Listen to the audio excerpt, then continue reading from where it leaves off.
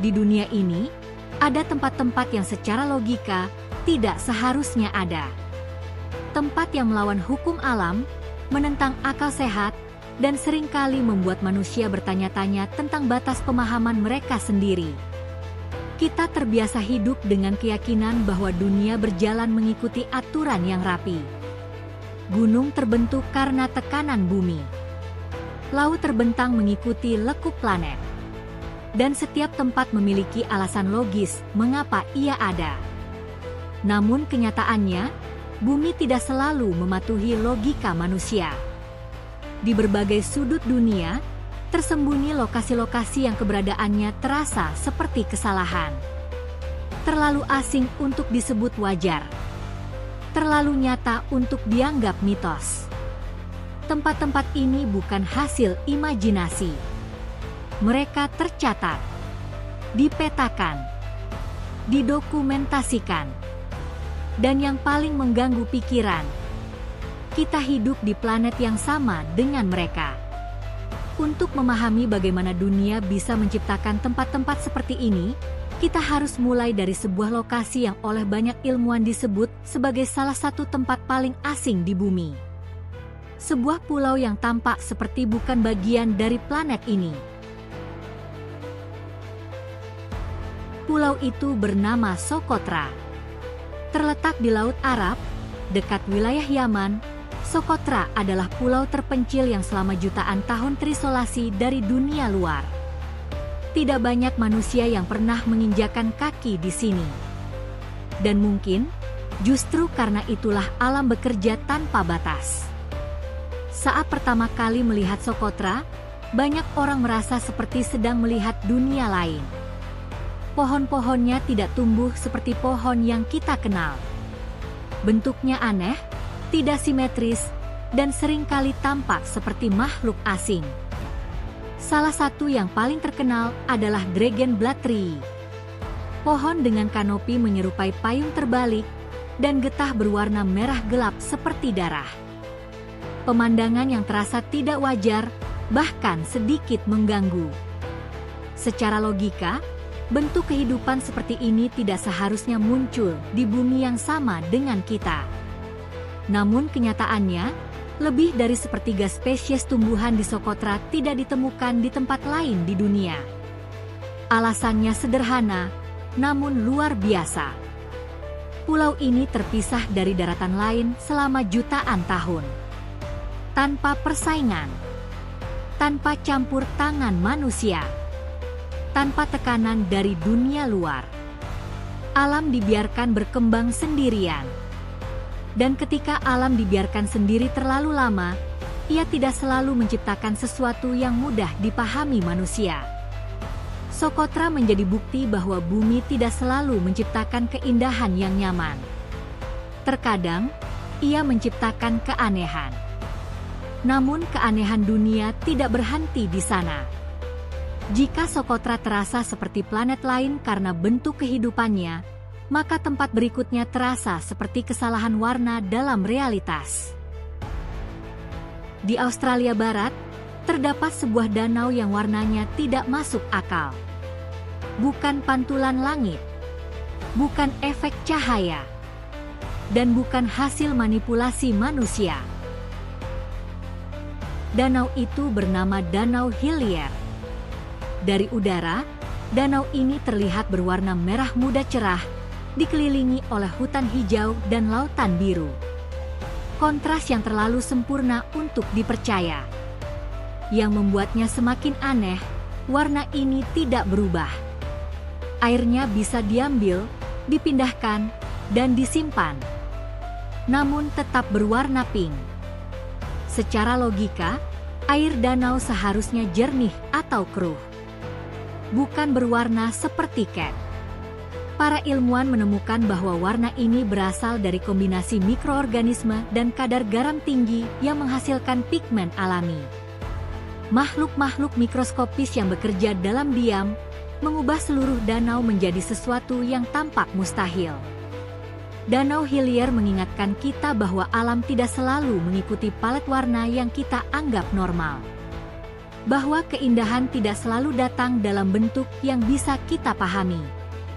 Namun, keanehan dunia tidak selalu indah. Terkadang, ia hadir dalam bentuk tempat yang seharusnya tidak bisa ditinggali oleh manusia. Di timur jauh Rusia, terdapat sebuah desa bernama Oymyakon. Tempat ini dikenal sebagai permukiman berpenghuni terdingin di dunia. Di musim dingin, suhu di Oymyakon bisa turun hingga minus 50 derajat Celcius. Pada suhu ini, darah manusia melambat, kulit membeku, dan kesalahan kecil bisa berujung pada kematian. Secara logika, manusia tidak seharusnya hidup di sini. Namun kehidupan tetap berjalan. Anak-anak tetap pergi ke sekolah. Warga tetap bekerja. Makanan tetap dimasak. Dan kehidupan bertahan di ambang batas yang hampir mustahil. Untuk hidup di Oymyakon, manusia harus menyesuaikan diri dengan cara yang tidak biasa. Kendaraan tidak pernah dimatikan agar mesin tidak membeku. Daging disimpan di udara terbuka, karena udara itu sendiri sudah menjadi freezer alami. Oymyakon adalah pengingat bahwa meskipun alam menciptakan batas, manusia seringkali memilih untuk hidup tepat di ambang batas tersebut. Namun, ada tempat lain di dunia yang tidak hanya melawan logika manusia, tetapi juga terasa seperti terputus dari waktu itu sendiri. Sebuah daratan kuno yang berdiri terpisah dari dunia di bawahnya. Gunung itu bernama Roraima. Gunung Roraima berdiri seperti potongan dunia yang tertinggal. Puncaknya datar, tepinya menjulang tegak, seolah-olah ada tangan raksasa yang memotong gunung ini dengan presisi yang tidak alami. Terletak di perbatasan Venezuela, Brasil, dan Guyana, Roraima adalah salah satu gunung tertua di bumi. Usianya diperkirakan lebih dari 2 miliar tahun, lebih tua dari sebagian besar kehidupan kompleks di planet ini. Namun yang membuat Roraima terasa tidak wajar bukan hanya usianya. Di puncaknya, dunia bekerja dengan aturan yang berbeda. Kabut tebal hampir selalu menyelimuti dataran tinggi ini. Air terjun mengalir langsung dari tepi gunung, jatuh ke kehampaan tanpa sungai yang terlihat. Tanahnya dipenuhi tanaman dan makhluk hidup yang tidak ditemukan di tempat lain di bumi. Katak tanpa pigmentasi. Tumbuhan karnivora unik. Ekosistem yang terisolasi selama jutaan tahun. Bagi suku-suku lokal, Roraima bukan sekadar gunung. Ia adalah sisa dunia para dewa. Tempat suci. Dan batas antara alam manusia dan alam yang lebih tua dari manusia itu sendiri. Bahkan ilmuwan modern pun mengakui satu hal. Roraima bukan hanya bukti geologi, ia adalah bukti bahwa bumi menyimpan dunia-dunia kecil yang berkembang di luar pengawasan kita. Namun, keanehan bumi tidak selalu berada di tempat tinggi. Terkadang, ia justru tersembunyi di bawah permukaan tanah. Di Turkmenistan, terdapat sebuah lubang raksasa di tengah gurun Karakum. Lubang ini bukan terbentuk oleh meteor, bukan pula oleh aktivitas vulkanik alami. Lubang ini adalah hasil kesalahan manusia. Pada tahun 1971, sekelompok ilmuwan Soviet sedang melakukan pengeboran gas alam di wilayah ini. Tanah di bawah rig pengeboran tiba-tiba runtuh, menciptakan kawah besar dengan diameter lebih dari 70 meter. Yang lebih mengerikan, dari dalam kawah itu mulai keluar gas metana dalam jumlah besar. Takut akan dampak berbahaya bagi lingkungan dan manusia, para ilmuwan mengambil keputusan cepat. Gas itu harus dibakar. Mereka memperkirakan api akan padam dalam beberapa hari. Namun perkiraan itu salah. Api tersebut tidak pernah padam. Selama lebih dari 50 tahun, kawah ini terus menyala. siang dan malam, tanpa henti.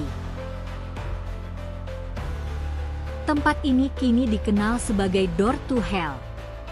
Dari kejauhan, kawah ini tampak seperti luka terbuka di permukaan bumi. Api menyembur dari dalamnya, menciptakan suara gemuruh yang konstan. Panasnya terasa bahkan sebelum seseorang mendekat.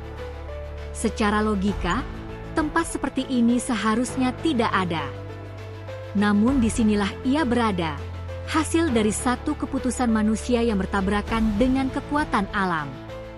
Door to Hell adalah pengingat brutal bahwa meskipun manusia memiliki teknologi, bumi tetap memiliki cara untuk menunjukkan siapa yang sebenarnya berkuasa.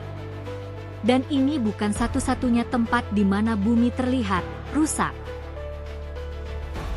Mungkin dunia ini tidak diciptakan untuk selalu kita pahami sepenuhnya. Dan justru disitulah keindahannya. Jika kamu menikmati perjalanan singkat ini, menyusuri tempat-tempat di dunia yang tidak seharusnya ada, tapi nyata, kamu bisa ikut perjalanan berikutnya dengan cara sederhana. Cukup dengan tetap berada di sini, karena masih banyak sisi dunia yang belum kita bicarakan.